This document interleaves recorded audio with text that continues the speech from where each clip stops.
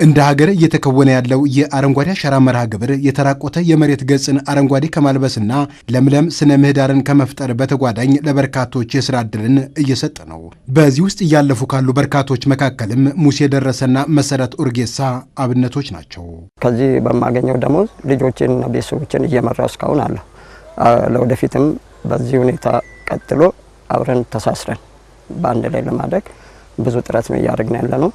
በጥበቃ ስራ ላይ ብቻ ሳይሆን በሚመለከተኝ ቦታ ሁሉ እየገባው ጥበቃ ብቻ ሳይሆን ሁሉንም ነገር በመሳተፍ ስራዬን በአግባቡ እየሰራን ነው የምንገኘው። ደካማ እናት አለችኝ፣ አባት የለኝም። እሷን እየረዳዋት ነው።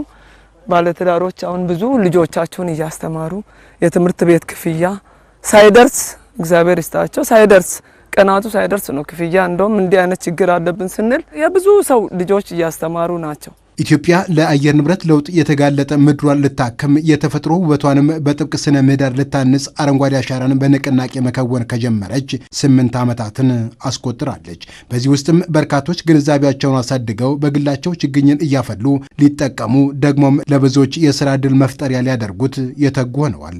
ወደ 40 ምናምን ሰው እዚህ ብቻ አለ። ጤቅጣቆ ላይ ብዙ ሰው ያስፈልገናል። አሁን ቋሚ ወደ 27 ሰው አለን እና እነሱ ከኛ ጋር ይቀጥላሉ። አሁን ወደ ጤቅጣቆ ስንጨምር ወደ 60 እናረጋለን ቀጥለን እና ሌላ ቦታ ላይ ቡና ጋም እንደዛ አለ። ወደ 100 ምናምን ሰው እኛ ጋር አለ። አሁን ከኛ ውጪ እንጀራ የሚበላ ልጁን የሚያስተምር ብዙ ሰዎች አሉና እነሱ መብላት ራሱ ለኛ ትልቅ እድል አይደለን። እኛ ምክንያት ሆነን እንጂ የሚያበላቸው ፈጣሪ ነው። ግን እኛ ምክንያት ሆነን ሰው ይበላል እንጀራ። እንደዚህ ያሉት መነሳቶችም በርካታ ወጣቶች ተደራጅተው በችግኝ ማፍላት ስራ ውስጥ እንዲሰማሩ የማድረግ ወኔን እንደ ሀገር አሳድጓል። በርካታ ችግኝ የሚሸጡ ወጣቶች አሉ። በከተማ የምንበለው በገጠር የምንበለው በርካታ ቦታዎች እነዚህን እናገኛለን። ይሄ አንዱ ኢቭን ስራውን ከመስራት አንፃር አንዱ ነገር ቢሆንም ሁለተኛ ደግሞ ችግኙን አፍልተው የሚሸጡትም ራሱ አንዱ ትልቅ ስራ ነው ማለት እንችላለን። የሥራ ዕድል ፈጠራ ነው ማለት እንችላለን። እናም ዛሬ የቅጥር ስራ ያገኙበትን ይህንን ተግባር በራሳቸው መስራት እንዲችሉበትም ዕውቀትና ግንዛቤ እንዳስታጠቃቸው የሥራ ዕድሉ ተጠቃሚዎች አጫውተውናል። ለነገ ያለኝ ራዕይ ምናልባት ሌላ ጋር ብቀጠርም ራሱ አሁን እኔ ትምህርት ቀስም ያለው እንዴት መደረግ እንዳለበት የሚሆነውን ሁሉ ያው እኔ እግዚአብሔር ይመስገን እናት ደካማለችኝ እሷንም እየረዳው ያው ሌላ ነገሮችን ያው የግል ለራሴ የሚሆነውንም ማደርጋቸው ነገሮች አሉ።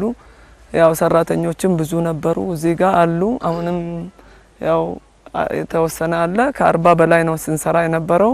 ብዙ እቅድ ነው ያለን። ለምን ለወደፊት ብዙ ምርት ይሰጣል፣ ብዙ ለውጥ እናመጣለን የሚለውን ግምት በመውሰድ ዝግጁ ሆነን ጠብቀናል ማለት ነው። አንድ ችግኝ ሊተከል እንዲበቃ የሚያልፋቸው በርካታ ሂደቶች አሉት። እነዚህ ሂደቶች ደግሞ እንደ ሀገር መልከ ብዙ ስራን የሚፈጥሩ እድሎች ሆነው ብቅ ብለዋል።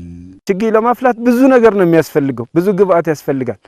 ፕላስቲኩን የሚያመርተው አንዱ የሥራ ዕድል ፈጠራን የምንፈጥርበት፣ ዘር የሚያመርተው አንዱ የሥራ ዕድል የምንፈጥርበት ነው። ችግኝ የሚገዛው አንዱ የሥራ ዕድል የምንፈጥርበት ነው።